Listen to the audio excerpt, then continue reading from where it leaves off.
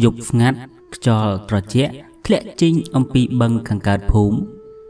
khăn nạ phâm lên cái pru lú cứ lư mình đạch vào lời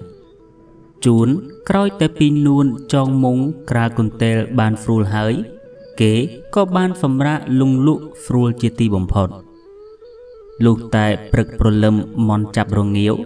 chuốn có ban nhẹ pi đồn nết bật tu chiếc luốn mình ton o ngô nguy còn đói bật lời thàn ní cứ chip tia mạch mạch luốn kế ban pha mông côn tê bọt phùi nới đã nô lơ kreយ៉ាងphát hơi phòng vạt đào trò lọp tục tia rồi bọc luôn bình món tớp tay rồi nhiều đôi ní mấy cứ mình toàn phư cho bà tế nẹ phúm tớp tệ ban khơi trong một đột lớn đực cổ trình bị cỏ mùi mùi tai bẩn nó khẩn nạ để chuốn kê công pung tệ đào nô lơ phlâu nú có frap tệ ban khơi phơn pri nú mà đón tiệt hơi pri nú cứ ban ho trình ông pi đam chray nhiệt tú rồi bỏ nổ phòng đau tổ bằng phơn pri nú cứ bật chụp lư khlang mến mình đăng tha pri ní cái trình trồ đầm bay ở vầy nụ tế chuốn đã pi môn tha mình khát lù tê khơi phơn pri ho bê prức ngặt tay mình ảnh bạp ní cứ chập pri cơ ba chỉ kháng hay kế có chết tê khom đau dần lươn phòng đau tổ tê rồi bỏ luôn ngồi ngồi đỉnh nát chuồn nú cõi tập pi một đợt té có ban lang tàu phẩm rạ bần to cần nạ minh chiết nâng ở bục ở bỏ chuốn ban cho mốc đặc cô trình pi cào nâng đam bài đam tức tòa hải nụ minh chiết có chết tê kịch không chật hạ côn công lọ anh ơi ngày chọc bịa hao phụ ma tập hực tia mai khmếch đòi dục rồi lúc tịch kệ tròn mình bán rách bịa vinh bát tử ngày chập rẽ phư chữ bát chính ông pi từ khẳng cát mốc khăn nạ phâm lên rồi tê cố có chết tê bo tâu mốc nấu phơ khẳng mục tiếc lon lư co mình đánh bật thả rồi đầu chốt cắt đực chun chun phó bờ đi gì ông pi đây nấu khẳng mục nụ quýnh cứ thả hơi khăn nã cả ảo đã bọc nụ có mình hiên dọc tổ hà mục tiếc phóng phục chất dọc tổ hà nấu khẳng cõi tiếc bật tu chia mình phâu miên ngày cỏ đòi bờ mình đội nị tế bác thu ly đây tông tung lỡ áo pro lạ lỡ đám chuốn lúc tết ngày cpu công pu trong đốm nấu khang mục tia tổ hai nũ tập kế ban cọc mốc từng thực mục mình pro lạ phó lúc tết cho ban một đo cống mình triệt có pol phù thạ rằng mạch tờ hai cốn ngày nị phật tiệt tế chuốn có tọp thạ ọt tê mai côn chụp phật hơi chứ cái bà đòi hơi cho lục pu phật dân mách bàn phân tè rồi ngày nú phro vâng phra mặt súng ngôm tròn tha pri bị trình bần lại kê anh đòi hơi công pung tè ông cùi phật có khởi rụt chạy chân khnia priết lù tè bực mính đờ một tè tổ hơi nắng có bàn khởi tiết mình triệt có bồ tha cho con anh thá bờ khởi nâng bần đánh về chính mình oi bia một nâu tiệt tê chuồn có tọp tha bọn đành ai nà mai bởi vì họ nổ lơ mình nâng côn miền ấy tụi đòi vía mình triệt có phát hơi tọp tha côn anh nâng khăn ban tè mò tê nè bong niếng ban đặt ngay ca hơi nà rịp bực pía oi việt lại thô bằng tịch phong tịch kê bạch bịa vinh chuồn có tọp tha côn phở vâng tại 10 ngày nâng tê mai cốn mình đã phật bạp ní bì bê nà mốt mình đừng ngày ca rụt rùi rư có ọt tế bờ còn tại ngày cho biết kê lên nhông còn nâng tờ hỡi mình chiết có tóm trẻ đào kích trẻ thưa mình khơi khá tàu côn dường rô vốn kê mình phâu pro càn tê bàn ca anh rụi muối mai thu bình tĩnh hơi nâu tại cặp ớ mình đừng tập bê nà kê thùng nụ tế chun có tọp thạ côn pơ mà ấy kê mình trong thùng tê kê chờ khạch mày prà ca nghề trấn chăn ná đã chịp ôn rồi bỏ chun có bàn đào mua niếng tớp tay miên ai dụ đọc bi năm phần nọ hay niếng bồ tờ thạ bờ nhom tớp tay bộ phần năng phóng prà đi prà nu mình chúc mình đang đo bê thùng prà nhom dần mạch tử mình chiết có phát hai bồ thạ tay côn anh ban đây tới mai lên prà hơi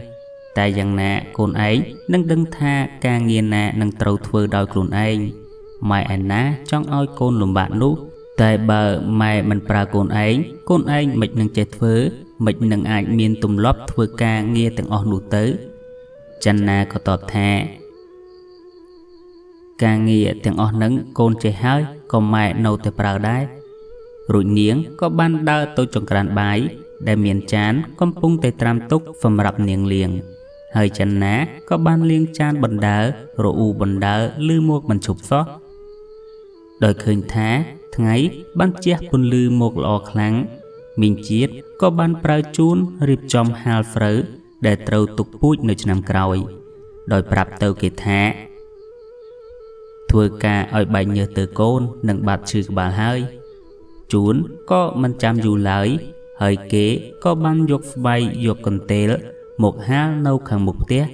រួចក៏បានលីស្រូវដែលគួរទុកនៅខាងក្រោមនោះយកមកចាក់ហាលនៅខាងមុខ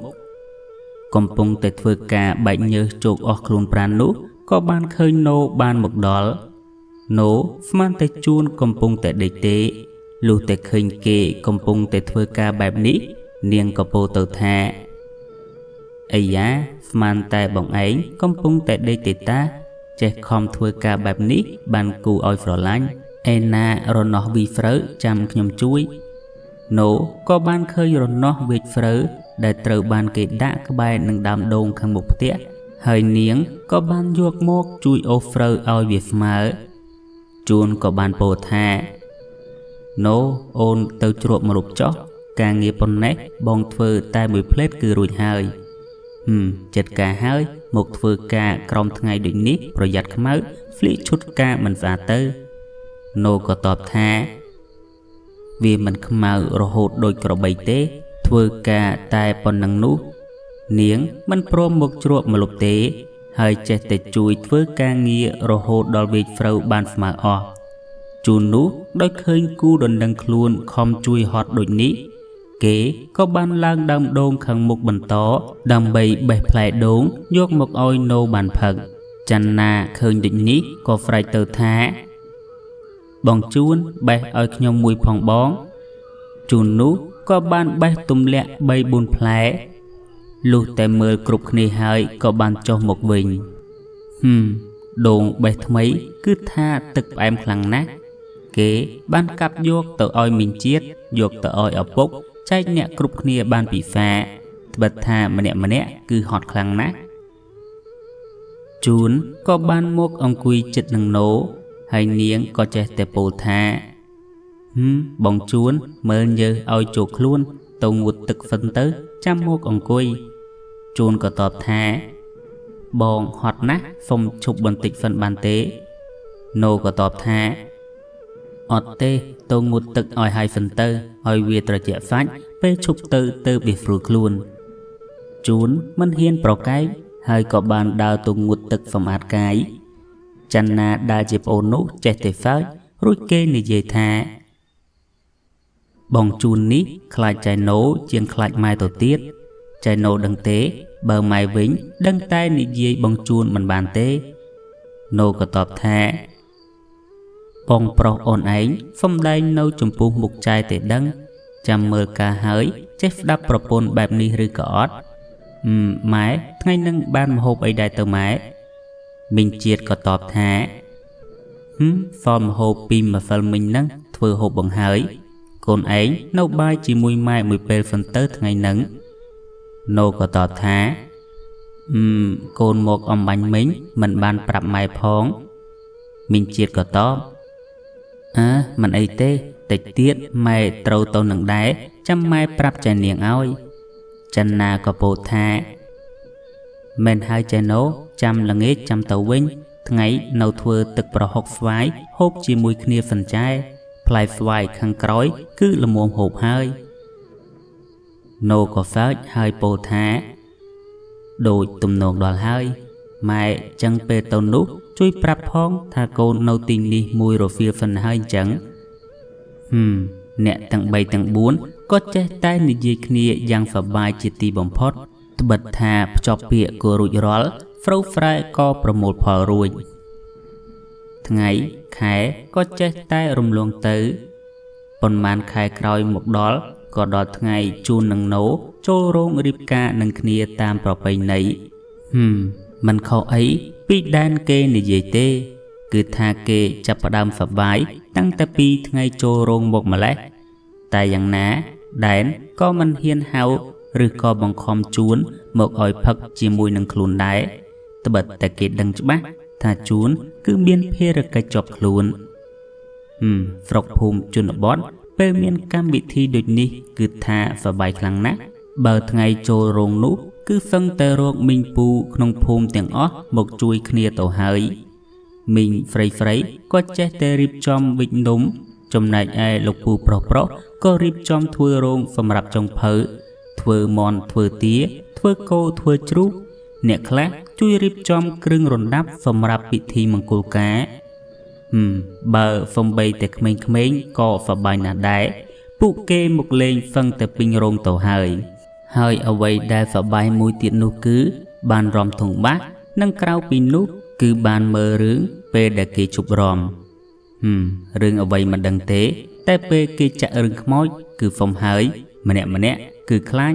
តែបើហៅឲ្យទៅផ្ទះគឺមិនទៅទេនៅចង់មើលតតែចប់ក្មេងខ្លះមើលដល់ចិត្តភ្លឺទៅត្រឡប់ទៅផ្ទះក្មេងខ្លះមិនហ៊ានទៅក៏នៅដេកក្នុងរោងការនោះ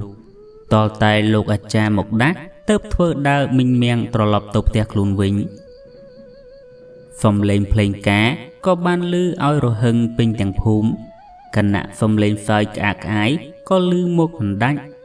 លុះតែកម្មវិធីមង្គលការរបស់ជួននឹងណូចប់សពគ្រប់ជួនក៏ត្រូវមករស់នៅជាមួយនឹងណូឯផ្ទះខាងស្រីតាមទម្លាប់អ្នកស្រុកភូមិនៅពេលដែលកូនរៀបការគឺត្រូវចែកគ្រូសាថ្មីដោយមិនចង់អីឲ្យកូនស្រីនៅបន្តរស់នៅជាមួយនឹងឪពុកម្ដាយលើកលែងតែជាកូនពៅកាលនោះដែរមីងនាងគឺបានព្យាយាមរកទិញដីអ្នកភូមិដើម្បីឲ្យកូនខ្លួនបានសាងសង់ផ្ទះនៅតែទៅរកអ្នកនេះក៏គេមិនលុះទៅរកអ្នកនោះក៏គេមិនលុះត្បិតថាទុកចែកកូនរបស់ខ្លួនដែររកមិនបានសោះឥឡូវនេះស្រុកទេគេបានធូរធារបើទោះជាមានលុយក៏មិនប្រកាសថាទិញបានទេមីងនាងគឺពិបាកចិត្តណាស់រកទិញដីធ្វើផ្ទះឲ្យកូនមិនបានភ្លាមនោះជួនក៏បានមករួចពោលទៅម្ដាយខ្លួនថា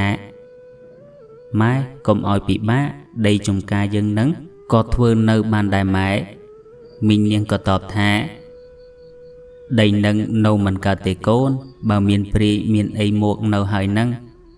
ជួនក៏តបថាមិនអីទេយើងធ្វើពិធីឲ្យគេបន្តិចទៅនៅគឺបានហើយយើងជាម្ចាស់ដីទេតាព្រេងនោះទេតែត្រូវហ្វុំយើងនៅជាមួយណូក៏ពោលថាធ្វើមិនទេម៉ែបើយើងរកដីមិនបានហើយមានតែរៀបចំដីចំការយើងនឹងនៅទៅកុំឲ្យពិបាកពេកមីងនាងក៏តបថាស្ដាយណាស់កាលនោះកាប់ដើមនឹងជីងទៅគឺរួចបាត់ហើយមិនគូទុកនៅដល់ពេលមានការចាំបាច់វាពិបាកអញ្ចឹងមិនអីទេអញ្ចឹងបើពួកឯងហ៊ាននៅចាំម៉ែអញ្ជើញលោកគ្រូឲ្យគេមកជួយរៀបចំជួនក៏បានហ្វូទៅណូថាណូអូនហ៊ាននៅដីនឹងអត់ណូក៏តបថាណូមិនខ្លាចទេដីចំការណូនៅតាំងតែពីតូចមានអីទៅខ្លាចនោះលុះតែសម្រេចដូចនេះហើយមីងនាងក៏ព្រមឲ្យពួកគេនៅដីចំការនោះព្រោះតែរកដីក៏លែងបានហើយចែកវែកចែកឆ្នាំងឲ្យពួកគេរៀនរស់ជីវិតប្តីប្រពន្ធរបស់ខ្លួនលុះតែស្អែកឡើងមីងនាងក៏បានដើរទៅរកតាភឹមដែលនៅឯដើមភូមិនោះដើម្បីឲ្យគាត់ជួយមើលថាដីនោះអាចរៀបចំធ្វើផ្ទះបានឬក៏អត់លុះតែមកដល់កប់ជួនក៏បានឃើញតាភឹមកំពុងតែពិសាតែនៅលើគ្រែក្រោមផ្ទះតាភឹមក៏បានពោលមកកាន់មីងនាងថាយីមីងនាងមករកអីមែនទេមីងនាងក៏តបថាតាអើយមករកឲ្យតាជួយមើលបន្តិចនឹងណាណែខ្ញុំដើររកទិញដីគេពេញភូមិហើយតែគ្មាននរណាគេចង់លក់សោះថារកដីនោះឲ្យកូនធ្វើផ្ទះឥឡូវរកគឺមិនបានឥឡូវមានតែឲ្យតា ជួយមើលដីចំការខ្ញុំកណ្ដាលភូមិនឹងបន្តិចតើអាចធ្វើផ្ទះបានទេតាតាភឹមក៏តបថាអាចដីចំការក្បែរផ្ទះនាងឯងនឹងមែនទេយីដីនឹងមានអីជាដីជាប់ផ្លូវស្រាប់នឹងតែណែវាតោះនៅចុងដីបន្តិចតោះដើមឈើព្រាយនោះនៅវាដូចមិនទំនងសោះព្រោះនៅជាមួយនឹងព្រាយមីងនាងក៏តបថាចឹងតាមានអ្វីអាចជួយបានទេព្រោះខ្ញុំនេះតតម្រេះហើយដំបងឡើយថាមិនចង់ឲ្យកូននៅទេខ្ញុំនេះក៏ដឹងដែរគេបានឃើញភ្លើងព្រាយវាហោះទៅហោះមកដើមឈើមួយនឹងតាភឹមក៏តបថាមានអីចាំតាទៅធ្វើពិធីនៅដើមនឹងបន្តិចណែតាប្រាប់ការបែបនេះគេមិនបណ្ដេញព្រៃនោះជីងទេចាំតានិយាយជាមួយគេហ្វិនព្រោះបើយើងធ្វើមិនស្រួលគេអាចនឹងខឹងនឹងចងគំនុំជាមួយនឹងយើងក៏ថាបានដែរលុះតែពីគ្រូគ្នាដូចនេះហើយតាភឹមក៏ប្រាប់ឲ្យមីងនាងរៀបចំពិធីឲ្យគាត់នៅថ្ងៃពេញបូរមីត្បិតអីថ្ងៃនោះជាថ្ងៃដែលមនុស្សលោកមានរាសីខ្ពស់អស់ពពួកខ្មោចព្រាយបិសាចទាំងឡាយមីងនាងក៏យល់ព្រមហើយក៏បានយកដំណឹងមួយនេះទៅប្រាប់ប្តីរបស់ខ្លួនរួមទាំងណូនិងជួនផងដើម្បីឲ្យគេបានដឹងជួនគ្រាន់តែបានដឹងថាខ្លួនអាចសាងសង់ផ្ទះរស់នៅជាមួយនឹងប្រពន្ធខ្លួននៅឯទួលកណ្ដាលភូមិនោះបានហើយគេក៏បាននិយាយជាមួយនឹងឪពុកក្មេកគេថាពុកចឹងចាប់ពីស្អែកទៅខ្ញុំនឹងចូលព្រៃទៅកាប់ឈើយកមកទុកធ្វើផ្ទះឲ្យណាពុកពូឌឿនដែលជាឪពុកក្មេកក៏តបថាទៅកាប់ព្រៃខាងលិចនឹងទៅកូនតែរើសមើលឈើផងកុំចេះតែយកមកហើយមុននឹងកាប់ទៅប្រាប់ដល់អ្នកថែរក្សាព្រៃឈើសុំគេឲ្យស្រួលបួលថាយើងសុំយកឈើមកធ្វើផ្ទះស្នាក់នៅជួនក៏តបថាបានពុកកូនដឹងហើយព្រោះធ្លាប់ទៅកាប់ឈើធ្វើផ្ទះពីមុនមកដែរលុះតែស្អែកឡើងជួនក៏បានទឹមរទេះគោរបស់ខ្លួនដើម្បីទៅកាប់ឈើនៅព្រៃខាងលិចភូមិយកមកធ្វើផ្ទះណូលុះតែប្តីខ្លួនទៅបាត់នាងក៏បាននាំម្ដាយខ្លួនចូលមុខចំការដើម្បីកាប់ឆ្ការឈើដែលដុះនៅបរិវេណដែលអាចនឹងធ្វើផ្ទះបានខណៈពូឌឿនឯណោះក៏បានយកចបកាប់មកឈូសឆាយដីដើម្បីឲ្យវាស្មើល្អបើទោះជាអ្នកទាំងអស់គ្នាជាម្ចាស់ដីក៏ដោយក៏មិនហ៊ានឡើយទៅប៉ះពាល់ដើមជ្រៃដែលគេបានឃើញភ្លើងព្រាយចុះមកនៅសឹងតែរាល់យប់នោះទេហើយរឹតតែមិនមាននរណានិយាយអំពីរឿងព្រាយនោះដែរពោលគឺចេះតែធ្វើការរបស់ខ្លួនជាធម្មតាណូរៀបចំធ្វើការទាំងសប្បាយចិត្តជាទីបំផុតត្បិតផ្ទះផ្ទាល់ខ្លួននឹងលេចរូបរាងឡើងនាពេលឆាប់នេះលុះតែរំលងបានប៉ុន្មានថ្ងៃផុតទៅឈើដែលជួនកាប់មកនោះក៏សមល្មមអាចនឹងលើកផ្ទះថ្មីបានហើយឈើទាំងប៉ុន្មានគឺត្រូវចិត្តពូឌឿនដែលជាឪពុកក្មេកជាខ្លាំងពីអ្នកឪពុកកូនក៏ចេះតែនាំគ្នាកាប់ចាំងឈូសឲ្យវាស្អាតទៅតាមអ្វីដែលខ្លួនចង់បានដោយសារតែឈើវានៅសើមគេមិនទាន់អាចដាប់លាក់តាមຂ្នាតដែលចង់បាននៅឡើយពោលគឺគេគ្រាន់តែពុះជាជំរាកដែលមានដូចជាក្តារផ្ទងរនូតជាដើមរួចក៏បានទុកហាលថ្ងៃឲ្យវាស្ងួតទើបគេយកទៅដាប់លាក់ទៅតាមຂ្នាតនៃផ្ទះបានរំលងចិត្តកន្លះខែ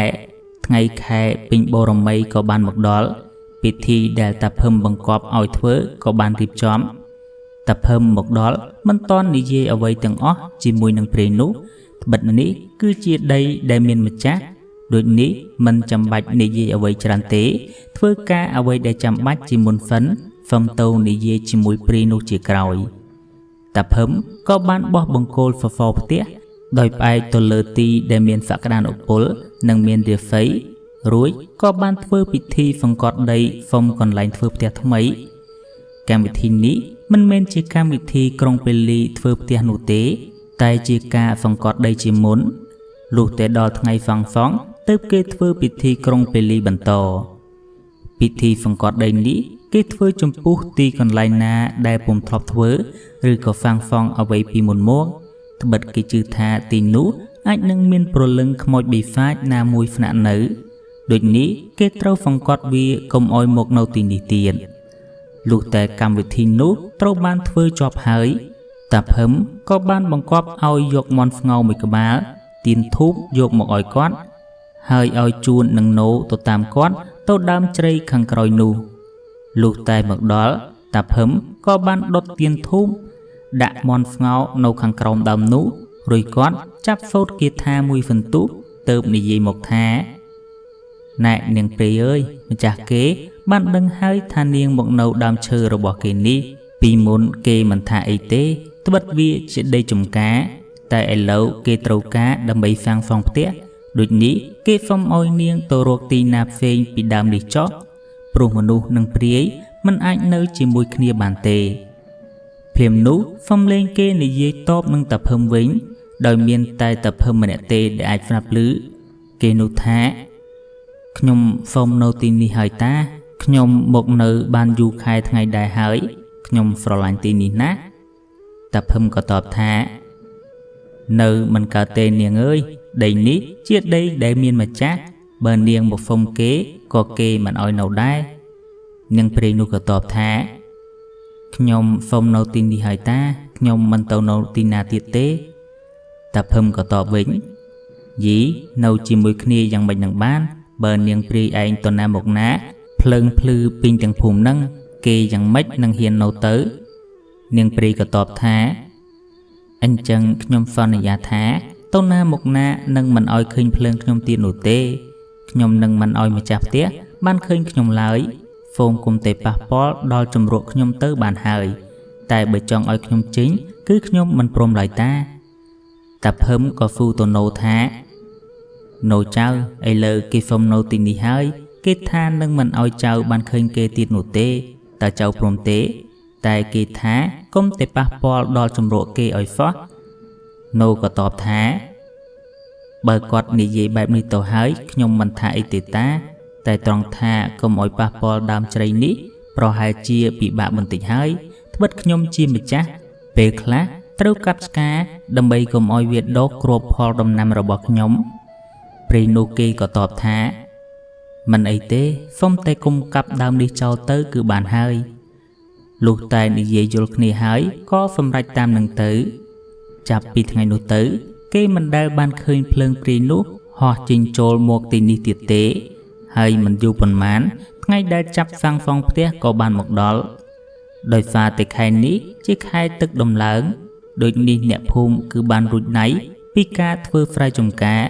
ត្បិតថាអ្នកភូមិជាប់បឹងគឺមិនមានស្រែវ៉ាហ្វាធ្វើដូចគេនោះទេដែនដែលជាសំឡាញ់លោកពូដែលជាឪពុករបស់ជួនរួមទាំងឪពុកក្មេកនិងលោកពូក៏បាននាំគ្នាមកជួយសាងសង់ផ្ទះយ៉ាងច្រើនកកដោយមានលោកពូភៀបជាមេជាងគាត់ក៏ចេះតែប្រាប់ឲ្យធ្វើការទៅតាមអ្វីដែលគាត់ចង់បានលុះតែដាប់លាក់ឈូសឆាយឈើបានអ្វីដែលពូភៀបចង់បានហើយគាត់ក៏ចាប់ឲ្យគេលើកសសរទាំងអស់ឡើងរួចក៏វាយភ្ជាប់គ្នាដោយរនូតឈើតាមអ្វីដែលដាប់លាក់រួចហើយលុះតែវាយភ្ជាប់គ្នាហើយសសរផ្ទះក៏អាចឈរនឹងនៅលើតាំងថ្មដែលបានទិញយកមកស្រាប់នោះថ្ងៃដំបូងគឺបានត្រឹមតែប៉ុណ្ណេះទេត្បិតវាក៏មិនមែនជារឿងងាយស្រួលនោះដែរដោយឈើវាធ្ងន់ទម្រាំតែអាចលើកដាក់លើតាំងបានហើយទម្រាំតែអាចវាយភ្ជាប់គ្នាឲ្យឈរបាននោះគឺត្រូវការពេលយូរជាខ្លាំងមីងនាងមីងច័ន្ទមីងជាតិរួមទាំងណូផងក៏ចេះតែនាំគ្នាធ្វើបាយធ្វើម្ហូបជូនលោកពូដែលមកជួយធ្វើផ្ទះរបស់ខ្លួននោះគិតទៅសប្បាយម្យ៉ាងដែរប្រុសខិតខំធ្វើផ្ទះហ្វ្រៃនាំគ្នាធ្វើបាយម្ហូបហើយហ្វ្រែកនិយាយឆ្លើយឆ្លងគ្នាមិនដាច់នេះមិនមែនមានតែក្រុមគ្រូសាមីងនាងនិងមីងជាតិប៉ុណ្ណោះទេស្រុកហ្វ្រៃជនបទឲ្យតែទំនេរ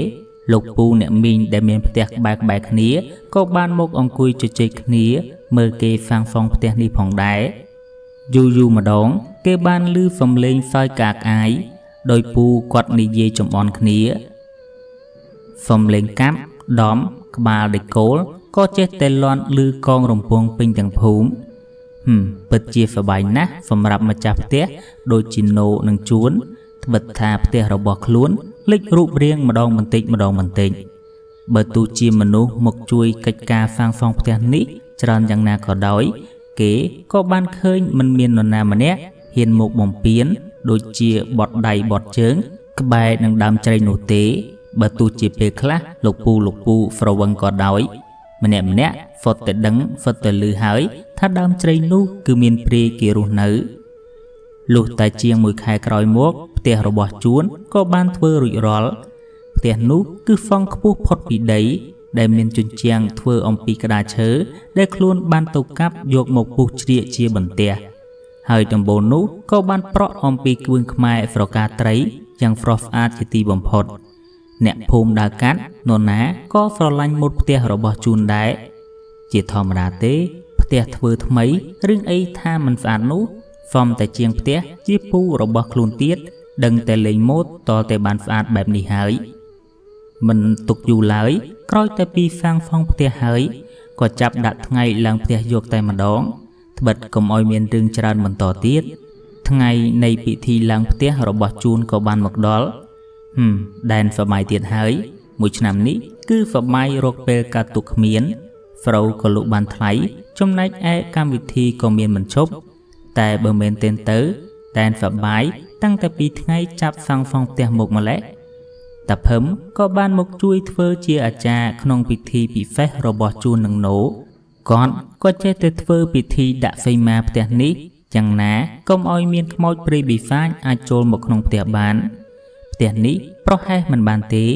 ព្រោះថាព្រាយគឺនៅដើមឈើខាងក្រោយផ្ទះតាភឹមធ្វើពិធីយ៉ាងយកចិត្តទុកដាក់ជាទីបំផុតលុះតែកម្មវិធីចប់សពគ្រប់សាច់ញាតិបងប្អូនក៏ចាប់សប្បាយបន្តថ្ងៃនេះមិនខុសកាលពីភ្ជាប់ពាក្យរបស់ជួនទេគឺម្នាក់បង្ខំឲ្យជួនផឹកស្រាខ្លួននោះដើរហ្វឹងតែលេងត្រង់ផ្លូវទៅហើយដែលនឹងជួននេះមិនពូកែផឹកទេតែធ្វើម្ដេចថ្ងៃពិសេសដូចនេះទៅហាមយ៉ាងម៉េចនឹងកើតលុះតែប្រឡប់បន្តិចម្នាក់ក៏ចាប់ស្រវឹងត្រេតត្រោតទៅហើយតែនៅឡើយចេះតែខំប្រឹងអង្គុយនិយាយគ្នាហ្វាច់លេងនៅលើគ្រែខាងមុខផ្ទះនោះយូរម្ដងមានលោកពូដែលទ្រាំលេងបានក៏សុំចុះទៅបត់ជើងនៅខាងក្រោយផ្ទះពេលខ្លះគាត់មកវិញក៏បានហ្វូទៅជួនថាជួនឯងមានប្អូនស្រីមកពីណាឃើញអង្គុយនៅខាងក្រោយផ្ទះមិនបានហៅគ្នាចូលដេកលើផ្ទះទៅជួនក៏ចាប់ស្វាងហើយពោលថាមនុស្សស្រីអាយុប៉ុន្មានទៅពូបើខ្ញុំមានតែប្អូនតូចមួយនឹងលោកពូក៏តបថាយីគេនោះពេញរូបពេញរាងហើយនឹងពូខំស៊ូគេថាជាប្អូនម្ចាស់ផ្ទះនឹងបានពូឆ្ងល់ខំស៊ូឯងនឹងណាជួនក៏បានដើរទៅក្រោយដើម្បីមើលឲ្យជាក់តែមើលមិនឃើញនរណាសោះលុះតែដូចនេះគេក៏បានពោលទៅដើមជ្រៃថាណែនាងព្រាយអើយកុំចេញឲ្យគេឃើញណាក្រែងសន្យាជាមួយនឹងតាភឹមហើយទេតាភ្លាមនោះសំឡេងមនុស្សស្រីក៏បានបន្លឺឡើងមកថាខ្ញុំឃើញគេសប្បាយអញ្ចឹងចេះតែចង់សប្បាយជាមួយនឹងគេដែរខ្ញុំលែងចេញឲ្យគេឃើញហើយជួនក៏តបថាចង់សប្បាយអីតែនាងចេញមកគេរត់បាត់ជើងសព្រាតឥឡូវហើយរួចគេក៏បានដើរមកអង្គុយពិសាជាមួយនឹងលោកពូទាំងអស់គ្នាវិញទៅចង់ដឹងថាតើការមករស់នៅផ្ទះថ្មីរបស់ជួននឹងណូនឹងបានសុខសប្បាយឬទេសូមរងចាំសន្តាប់ភាគបញ្ចប់